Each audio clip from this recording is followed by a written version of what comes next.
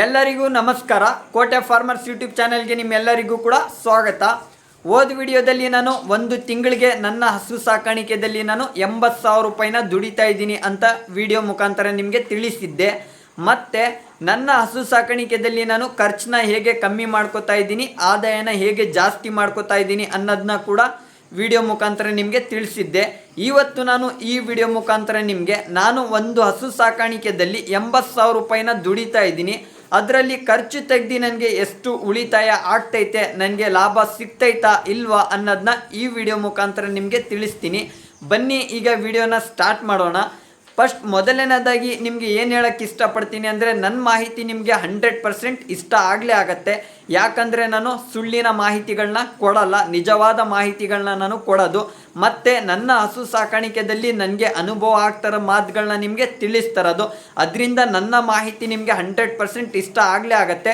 ದಯವಿಟ್ಟು ಎಲ್ಲರೂ ಕೂಡ ಒಂದೇ ಒಂದು ಸಬ್ಸ್ಕ್ರೈಬ್ ಮಾಡೋದಂತೂ ಯಾವುದೇ ಕಾರಣಕ್ಕೂ ಮರಿಬೇಡಿ, ಮತ್ತು ಕಮೆಂಟ್ಸ್ ಮಾಡೋದಂತೂ ಯಾವುದೇ ಕಾರಣಕ್ಕೂ ಮರಿಬೇಡಿ, ಮತ್ತು ಲೈಕ್ ಅಂತೂ 100% ಮಾಡಲೇಬೇಕು. ನೀವೆಲ್ಲರೂ ಕೂಡ ರೈತನ ಮಗನ್ನ ಸಪೋರ್ಟ್ ಮಾಡಿ ಬೆಳೆಸಿ ಅಂತ ವಿನಂತಿ ಮಾಡ್ಕೋತೀನಿ. ಮೊದಲನೇದಾಗಿ ಹಸು ಸಾಕಾಣಿಕೆಯಲ್ಲಿ ಕೈ ತಿಂಡಿಗಳಿಗೇನೆ ದುಡ್ಡು ಜಾಸ್ತಿ ಖರ್ಚಾಗೋದು. ಅಂದರೆ ಗೋಧಿ ಬೂಸ, ಕಡಲೆ ಬೂಸ, ಡೈರಿ ಫೀಡ್ಸು ಅಂತ ಹಸು ಸಾಕಾಣಿಕೆಯಲ್ಲಿ ತುಂಬಾ ದುಡ್ಡು ಖರ್ಚಾಗೋದು. ಕೈ ತಿಂಡಿಗಳಿಗೇನೆ ಖರ್ಚಾಗೋದು, ಆಹಾರಕ್ಕೆ ಅಷ್ಟು ಖರ್ಚಾಗಲ್ಲ. ಬಟ್ ಕೈ ತಿಂಡಿಗಳಿಗೇನೆ ಅರ್ಧಕ್ಕರ್ಧ ದುಡ್ಡು ಹೊಂಟೋಗುತ್ತೆ. ಅದರಿಂದ ನಮಗೆ ಹಸು ಸಾಕಾಣಿಕೆಯಲ್ಲಿ ಆದಾಯ ಕಮ್ಮಿ ಬರುತ್ತೆ, ಖರ್ಚು ಜಾಸ್ತಿ ಬರುತ್ತೆ. ಅದರಿಂದ ನನ್ನ ಹಸು ಸಾಕಾಣಿಕೆಯಲ್ಲಿ ನಾನು ಕೈ ತಿಂಡಿಗಳನ್ನ ಹೇಗೆ ಕಮ್ಮಿ ಮಾಡ್ಕೊಂಡಿದ್ದೀನಿ, ಆದಾಯನ ಹೇಗೆ ಜಾಸ್ತಿ ಮಾಡ್ಕೊಂಡಿದ್ದೀನಿ ಅನ್ನೋದನ್ನ ಹೋದ ವಿಡಿಯೋದಲ್ಲಿ ನಿಮಗೆ ತಿಳಿಸಿದ್ದೀನಿ. ಪ್ಲೀಸ್ ಎಲ್ಲರೂ ಕೂಡ ಅದು ಒಂದು ಸತಿ ವಿಡಿಯೋನ ನೋಡ್ಕೊಳ್ಳಿ, ಅದರಿಂದ ನಿಮಗೂ ಕೂಡ ಲಾಭ ಆಗ್ಬೋದು. ಅಂದರೆ ಹಸು ಸಾಕಾಣಿಕೆಯಲ್ಲಿ ಫೀಡ್ಸ್ನ ಹೇಗೆ ಕಮ್ಮಿ ಮಾಡ್ಕೋಬೋದು, ಗೋಧಿ ಬೂಸನ ಹೇಗೆ ಕಮ್ಮಿ ಮಾಡ್ಕೋಬೋದು ಅನ್ನೋದನ್ನ ತಿಳಿಸಿದ್ದೀನಿ. ಮತ್ತು ಆಹಾರನೂ ಕೂಡ ಹೇಗೆ ನಾವು ಕಮ್ಮಿ ಮಾಡಿಕೊಂಡು ಖರ್ಚನ್ನ ಕಮ್ಮಿ ಮಾಡ್ಕೋಬೋದು ಅನ್ನೋದನ್ನು ಕೂಡ ನಾನು ತಿಳಿಸಿದ್ದೀನಿ. ದಯವಿಟ್ಟು ಯಾರೆಲ್ಲ ಆ ವಿಡಿಯೋನ ನೋಡಿಲ್ಲೋ ಪ್ಲೀಸ್ ಒಂದು ಸತಿ ಆ ವಿಡಿಯೋನ ನೋಡ್ಕೊಳ್ಳಿ ಅಂತ ಹೇಳಕ್ಕೆ ಇಷ್ಟಪಡ್ತೀನಿ. ಮತ್ತು ಈಗ ನನ್ನ ಹಸು ಸಾಕಾಣಿಕೆಯಲ್ಲಿ ನಾನು ತಿಂಗಳಿಗೆ 80,000 ರೂಪಾಯಿ ದುಡಿತಾರದು. ಈಗ ನನ್ನ ಹಸು ಸಾಕಾಣಿಕೆಯಲ್ಲಿ 80,000 ಆದಾಯ ಬರ್ತೈತೆ, ಖರ್ಚು ತೆಗೆದು ಎಷ್ಟು ನನಗೆ ಉಳಿತಾಯ ಆಗ್ತೈತೆ ಅನ್ನೋದನ್ನು ಕೂಡ ನಿಮಗೆ ತಿಳಿಸ್ತೀನಿ. ಈಗ ನನ್ನ ಹಸು ಸಾಕಾಣಿಕೆಯಲ್ಲಿ ಟೋಟ್ಲು 5 ಹಸುಗಳಿರೋದು. 5 ಹಸುಗಳಿಂದ ನನಗೆ ಒಂದು 42 ಲೀಟ್ರ್ 40 ಲೀಟ್ರ್ ನಾನು ಹಾಕ್ತಾಯಿದ್ದೀನಿ. ಅಂದರೆ ದಿನಕ್ಕೆ 90 ಲೀಟ್ರೂ ಹಾಕ್ತೀನಿ, ಒಂದು 80 ಲೀಟ್ರ್ ಅಂತೂ ಪಕ್ಕ ಹಾಕ್ತೀನಿ. ಹಸುಗಳಂದರೆ ಒಂದು ಟೈಮಲ್ಲಿ ಜಾಸ್ತಿ ಕೊಡ್ತವೆ, ಒಂದು ಟೈಮಲ್ಲಿ ಕಮ್ಮಿ ಕೊಡ್ತವೆ, ಹೇಳೋಕ್ಕಾಗಲ್ಲ. ಅದರಿಂದ ನನಗೆ ಆದಾಯ ಬರ್ತಾರದು 80,000 ಚಿಲ್ಲರೆ ಬರ್ತೈತೆ. ಅದರಿಂದ ನನಗೆ ತಿಂಗಳಿಗೆ 80,000 ರೂಪಾಯಿ ಸಿಗ್ತೈತೆ. 80,000 ರೂಪಾಯಿದಲ್ಲಿ 5 ಹಸುಗಳಿಗೆ ಎಷ್ಟು ಖರ್ಚು ಬರ್ತೈತೆ ಅನ್ನೋದನ್ನ ನಿಮಗೆ ತಿಳಿಸ್ತೀನಿ. ಈಗ ನನ್ನ ಹಸು ಸಾಕಾಣಿಕೆಯಲ್ಲಿ 5 ಹಸುಗಳಿಗೆ 7 ಚೀಲ ಡೈರಿ ಫೀಡ್ಸ್ ಬೇಕು. ಅಂದರೆ 7 ಲೀಟ್ರ್ ಕೊಡ್ತಾರೋ ಹಸುವಿಗೆ ನಾನು 1 kg ಡೈರಿ ಫೀಡ್ಸ್ ಕೊಡ್ತೀನಿ. 10 ಲೀಟ್ರ್ ಕೊಡ್ತಾರೋ ಹಸುವಿಗೆ ನಾನು 2 kg ಡೈರಿ ಫೀಡ್ಸ್ ಕೊಡ್ತೀನಿ. ಯಾವ್ದು ಹಸು ಹಾಲು ಜಾಸ್ತಿ ಕೊಡ್ತೈತೋ ಆ ಹಸುವಿಗೆ ಒಂದು ಸ್ವಲ್ಪ ಡೈರಿ ಫೀಡ್ಸ್ ಜಾಸ್ತಿ ಕೊಡ್ತೀನಿ. ಯಾವ ಹಸು ಹಾಲು ಕಮ್ಮಿ ಕೊಡ್ತೈತೋ ಅದಕ್ಕೊಂದು ಸ್ವಲ್ಪ ಡೈರಿ ಫೀಡ್ಸ್ನ ನಾನು ಕಮ್ಮಿ ಕೊಡ್ತೀನಿ. ಅದರಿಂದ ನನಗೆ 5 ಹಸುಗಳಿಗೆ ಟೋಟ್ಲು ನನಗೆ 7 ಚೀಲ ಡೈರಿ ಫೀಡ್ಸ್ ಬೇಕು. 7 ಚೀಲ ಅಂದರೆ ನಮ್ಮೂರ ಕಡೆ ಒಂದು ಡೈರಿ ಫೀಡ್ಸ್ ಚೀಲಕ್ಕೆ 50 kg ಚೀಲಕ್ಕೆ 1,400 ರೂಪಾಯಿ. 1,400 ಇಂಟು 7 ಚೀಲಕ್ಕೆ ಎಷ್ಟಾಯಿತು? 9,800 ರೂಪಾಯಿ ಆಯಿತು. 7 ಚೀಲ ಡೈರಿ ಫೀಡ್ಸ್ಗೆ 9,800.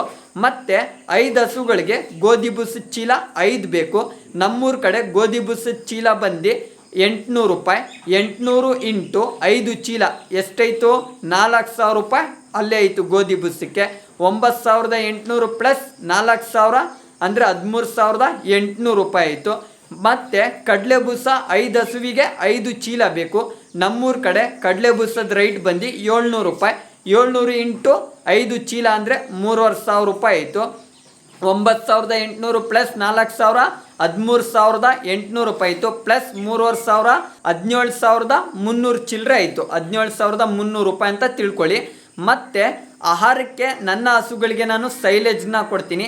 ಸೈಲೇಜ್ ಕೊಡೋದ್ರಿಂದ ನನ್ನ ಹಸುವಿಗೆ 3 ಟನ್ ಸೈಲೇಜ್ ಬೇಕು. ಅಂದರೆ ನಾನು ಬೆಳಗ್ಗೆ ಎಲ್ಲ 18 kg ಸೈಲೇಜ್ ಕೊಡ್ತೀನಿ. ಅದರಿಂದ ನನಗೆ ಕೈ ತಿಂಡಿದು ಖರ್ಚು ಕಮ್ಮಿ ಬರ್ತಾರದೆ ಸೈಲೇಜ್ರಿಂದ. ಸೈಲೇಜಿಂದ ಒಳ್ಳೆ ಗುಣಮಟ್ಟದ ಹಾಲು ಬರುತ್ತೆ. ಆವಾಗ ನಮಗೆ ಕೈ ತಿಂಡಿಗಳದ್ದು ಖರ್ಚು ಕಮ್ಮಿ ಬರುತ್ತೆ. ಅದರಿಂದನೇ ನನಗೆ ಒಳ್ಳೆ ಆದಾಯ ಕಂಡು ಬರ್ತಾರದು. ನಾನು ಸೈಲೇಜು ಬೆಳಗ್ಗೆ 18 kg ಸೈಲೇಜ್ ಕೊಡ್ತೀನಿ. ಮಧ್ಯಾಹ್ನ ಆದಮೇಲೆ ಒಂದು ಫಾರಮ್ ಹುಲ್ಲು ನೇಪ್ಯಾರ್ ಹುಲ್ಲು ಅಂತಾರಲ್ಲ ಅದನ್ನು ನಾನು ಮಧ್ಯಾಹ್ನ ಆದಮೇಲೆ ಒಂದು 20 kg 15 kg ನೇಪ್ಯಾರ್ ಹುಲ್ಲನ್ನ ನಾನು ಕೊಟ್ಕೋತೀನಿ.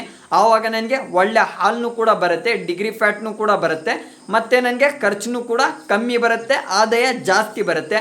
ಅದರಿಂದ ನನಗೆ 5 ಹಸುಗಳಿಗೆ ನನಗೆ ಟೋಟ್ಲು ಒಂದು ತಿಂಗಳಿಗೆ ನನಗೆ 3 ಟನ್ ಸೈಲೇಜ್ ಬೇಕು. 3 ಟನ್ ಸೈಲೇಜ್ಗೆ ನಮ್ಮೂರ ಕಡೆ 1800 2000 ಅಂತ ಜೋಳದ ಕಡ್ಡಿ ರೇಟ್ ನಡೀತೈತೆ. ಅದನ್ನು ನಾವು ತಗೊಂಡು ಬಂದು ಮಿಷಿನಲ್ಲಿ ಬುಟ್ಟಿ ಸೈಲೇಜ್ ಮಾಡೋ ಗಂಟ ನನಗೆ ಹೆಚ್ಚು ಕಮ್ಮಿ ಒಂದು 3200 3500 ಅಂತಲೇ ತಿಳ್ಕೊಳ್ಳಿ. 3500 ಇಂಟು 3 ಟನ್ಗೆ ಎಷ್ಟಾಯಿತು? 10,500 ಚಿಲ್ಲರೆ ಆಯಿತು. 10,500 ಅಂತ ತಿಳ್ಕೊಳ್ಳಿ. 10,500 ಆಹಾರಕ್ಕೇನೆ ಆಯಿತು. ಮತ್ತು ಕೈ ತಿಂಡಿಗಳಿಗೆ ಎಷ್ಟಾಯಿತು? 17,300 ಪ್ಲಸ್ ಆಹಾರದ್ದು 10,500 ಅಂದರೆ 27,800 ಚಿಲ್ಲರೆ ಆಯಿತು. 27,800 ಒಂದು ತಿಂಗಳಿಗೆ 5 ಹಸುಗಳಿಂದ ನನಗೆ ಖರ್ಚು ಬರ್ತಾರದು. ಮತ್ತು ಆದಾಯ ಎಷ್ಟು ಬರ್ತಾರದು? ನನಗೆ ಒಂದು ತಿಂಗಳಿಗೆ 80,000 ಚಿಲ್ಲರೆ ಬರ್ತೈತೆ. ಅಂದರೆ 75,000 ಅಂತಲೇ ಲೆಕ್ಕಾಚಾರ ಇಟ್ಕೊಳ್ಳಿ. ಅಂದರೆ ಎನಿ ಟೈಮ್ ಹಸುಗಳು ಒಂದು ಸತಿ ಹಾಲು ಜಾಸ್ತಿ ಕೊಡ್ತವೆ, ಒಂದು ಸ್ವಲ್ಪ ಕಮ್ಮಿ ಕೊಡ್ತವೆ, ಅದರಿಂದ ನಮಗೆ ಒಂದು ಸ್ವಲ್ಪ ಏರುಪೇರು ಅನ್ನೋದನ್ನ ಬರಲೇ ಬರುತ್ತೆ. ಅದರಿಂದ 75,000 ರೂಪಾಯಿ ಅಂತ ತಿಂಗಳಿಗೆ ಲೆಕ್ಕಾಚಾರ ಇಟ್ಕೊಳ್ಳಿ. ತಿಂಗಳಿಗೆ 75,000 ರೂಪಾಯಿ ನನಗೆ ಬರ್ತೈತೆ. ತಿಂಗಳಿಗೆ ನನಗೆ ಆಹಾರದಿಂದ ಮತ್ತು ಕೈ ತಿಂಡಿಗಳಿಂದ ಖರ್ಚು ಎಷ್ಟು ಬರ್ತಾರದು? 27,800 ರೂಪಾಯಿ. 27,000 ಅಂತ ತಿಳ್ಕೊಳ್ಳಿ. 27,000 ಮೈನಸ್ 75,000 ಅಂತ ಮಾಡಿದ್ರೆ ಎಷ್ಟು ಬರುತ್ತೆ? ನಮಗೆ 47,500 ರೂಪಾಯಿ ನನಗೆ ಉಳಿತಾಯ ಆಗ್ತೈತೆ. 47,500 ರೂಪಾಯಿದಲ್ಲಿ 500 ರೂಪಾಯಿ ಕರೆಂಟ್ ಬಿಲ್ ಅಂತಲೇ ತೆಗ್ಬಿಡಿ. ಅಂದರೆ 47,000 ಉಳಿತು.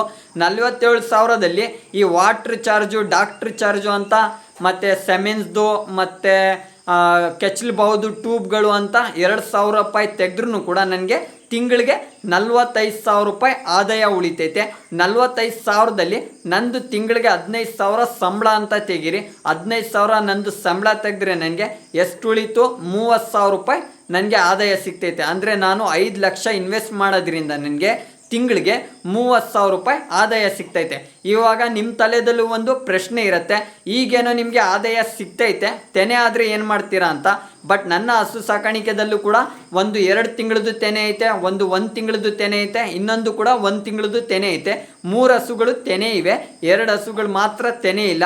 ತೆನೆ ಆದಮೇಲೂ ಕೂಡ ನಮಗೆ ಆದಾಯ ಸಿಗ್ತೈತೆ. ಅದಕ್ಕೇನೆ ನಾನು ಹೇಳೋಕ್ಕೇನು ಇಷ್ಟಪಡ್ತೀನಿ ಅಂದರೆ, ಒನ್ ಟೈಮ್ಗೆ 15 ಲೀಟ್ರು 13 ಲೀಟ್ರು 12 ಲೀಟ್ರು ಕೊಡುವ ಹಸುಗಳನ್ನ ನೀವು ತಗೊಂಡು ಬಂದರೆ 100% ನಿಮಗೆ ಸಕ್ಸಸ್ ಸಿಗುತ್ತೆ. ಇದು ಸೇರಿಸಿ ಎಷ್ಟೋ ಸತಿ ನಾನು ಅಂದ್ಬಿಟ್ಟಿದ್ದೀನಿ. ದಯವಿಟ್ಟು ಹಸು ಸಾಕಾಣಿಕೆ ಮಾಡೋರು 13 ಲೀಟ್ರು 15 ಲೀಟ್ರು ಹಾಲು ಕೊಡೋ ಹಸುಗಳನ್ನ ತಗೊಂಡು ಬನ್ನಿ. 9 ಲೀಟ್ರು 10 ಲೀಟ್ರು 8 ಲೀಟ್ರು ಕೊಡೋ ಹಸುಗಳನ್ನ ನೀವು ತಗೊಂಡು ಬರಬೇಡಿ ಅಂತ ಹೇಳ್ತೀನಿ. ಹಸು ಸಾಕಾಣಿಕೆ ಮಾಡೋಕ್ಕೆ 17 ಲೀಟ್ರು ಹಸು ಸಾಕಾಣಿಕೆ ಮಾಡೋಕ್ಕೆ 12 ಲೀಟ್ರು 13 ಲೀಟ್ರು 15 ಲೀಟ್ರು ಕೊಡೋ ಹಸುಗಳಿದ್ದರೆ ನಿಮಗೆ ಖಂಡಿತ ಲಾಭ ಸಿಗತ್ತೆ. ಇಲ್ಲ ಅಂದರೆ ನಿಮಗೆ ರೈಟ್ ಡೌನ್ ಆಯಿತು, ಡೈರಿ ಫೀಡ್ಸ್ದು ರೈಟ್ ಜಾಸ್ತಿ ಆಯಿತು, ಹಸುಗಳು ಕಾಯಿಲೆ ಬಂತು ಅಂತ ಲಾಸ್ 100% ಕಂಡು ಬರಲೇ ಬರುತ್ತೆ. ಅದಕ್ಕೋಸ್ಕರ ನೀವು ಹಾಲು ಜಾಸ್ತಿ ಕೊಡೋ ಹಸುಗಳನ್ನ ನೀವು ತಗೊಂಡು ಬನ್ನಿ. 2 ಸಾಕಿ ಹಾಲು ಜಾಸ್ತಿ ಕೊಡೋ ಹಸುಗಳನ್ನ ತಗೊಂಡು ಬಂದು ಸಾಕಿ ಅಂತ ಹೇಳಕ್ಕೆ ಇಷ್ಟಪಡ್ತೀನಿ. ಈಗ ನನ್ನ ಹಸು ಸಾಕಾಣಿಕೆಯಲ್ಲಿ ನಾನು ತಿಂಗಳಿಗೆ ದುಡಿತಾರೋದು 75,000, ನನಗೆ ಕೈ ತಿಂಡಿಗಳದ್ದು ಖರ್ಚು ಬರ್ತಾರೋದು 17,000, ಮತ್ತು ಆಹಾರದ್ದು ಖರ್ಚು ಬರ್ತಾರೋದು ನನಗೆ 10,500. ಟೋಟ್ಲು ನನಗೆ ಖರ್ಚು ಬರ್ತಾರೋದು 27,500 ರೂಪಾಯಿ. ಖರ್ಚು ತೆಗ್ದು ನನಗೆ ಉಳಿತಾರೋದು 47,000 ರೂಪಾಯಿ ಉಳಿತೈತೆ. ಕರೆಂಟ್ ಬಿಲ್ಲು ಹಾಳು ಮೂಳು ಅಂತ ಖರ್ಚು ತೆಗೆದ್ರೂ ಕೂಡ ನನಗೆ 45,000 ರೂಪಾಯಿ ಆದಾಯ ಉಳಿತೈತೆ. ಅದರಲ್ಲಿ ನಂದು ಸಂಬಳ 15,000 ತೆಗೆದ್ರೆ ನನಗೆ 30,000 ರೂಪಾಯಿ ನನಗೆ 100% ಸಿಗ್ತೈತೆ. ಇನ್ನೂ ತೆನೆ ಆದರೆ ಒಂದು 25,000 ಅಷ್ಟು ಲಾಭ ಆದರೂ ನನಗೆ ಸಿಗತ್ತೆ ಅಂತ ನಾನು ತಿಳ್ಕೊತೀನಿ. ಈಗ ನನ್ನ ಹಸು ಸಾಕಾಣಿಕೆಯಲ್ಲಿ ನಾನು ತಿಂಗಳಿಗೆ ಎಷ್ಟು ಲಾಭನ ದುಡಿತಾ ಇದ್ದೀನಿ, ಎಷ್ಟು ಖರ್ಚು ಬರ್ತೈತೆ ಎಲ್ಲನೂ ಕೂಡ ನಿಜವಾದ ಮಾಹಿತಿಯನ್ನು ನಿಮಗೆ ತಿಳಿಸಿದ್ದೀನಿ. ದಯವಿಟ್ಟು ಎಲ್ಲರೂ ಕೂಡ ಹಸು ಸಾಕಾಣಿಕೆ ಮಾಡಬೇಕು ಅಂದರೆ ಮೊದಲನೇದಾಗಿ ಹಸುಗಳು ಹಾಲು ಜಾಸ್ತಿ ಕೊಡೋ ಹಸುಗಳನ್ನ ತಗೊಂಡು ಬಂದು ಸಾಕಿ. ಮತ್ತು ನನ್ನ ಮಾಹಿತಿ ನಿಮಗೆ ಇಷ್ಟ ಆಗಿದ್ದರೆ ದಯವಿಟ್ಟು ಎಲ್ಲರೂ ಕೂಡ ಒಂದೇ ಒಂದು ಸಬ್ಸ್ಕ್ರೈಬ್ ಮಾಡಿ. ಯಾಕಂದರೆ ಸಬ್ಸ್ಕ್ರೈಬ್ ಮಾಡೋದ್ರಿಂದ ನಿಮಗೇನು ಅಮೌಂಟ್ ಕಟ್ಟಾಗಲ್ಲ. ದಯವಿಟ್ಟು ಸಬ್ಸ್ಕ್ರೈಬ್ ಮಾಡಿ. ಮತ್ತು ಕಮೆಂಟ್ ಮಾಡೋದಂತೂ ಯಾವುದೇ ಕಾರಣಕ್ಕೂ ಮರಿಬೇಡಿ. ಫಾರ್ಮರ್ಸ್ ಪವರ್ಸು, ರೈತರ ಪವರು ತೋರಿಸ್ಬಿಡಿ ಕಮೆಂಟ್ಸ್ ಬಾಕ್ಸಲ್ಲಿ. ಮತ್ತು ಲೈಕ್ ಮಾಡೋದಂತೂ ಯಾವುದೇ ಕಾರಣಕ್ಕೂ ಮರಿಬೇಡಿ. ಎಲ್ಲರೂ ಕೂಡ ಲೈಕ್ ಮಾಡಿ. ನನ್ನ ಮಾಹಿತಿ ಇಷ್ಟ ಆಗಿರ್ಬೋದು ಅಂತ ತಿಳ್ಕೊತೀನಿ. ದಯವಿಟ್ಟು ಎಲ್ಲರಿಗೂ ಕೂಡ ತುಂಬ ಥ್ಯಾಂಕ್ಸ್.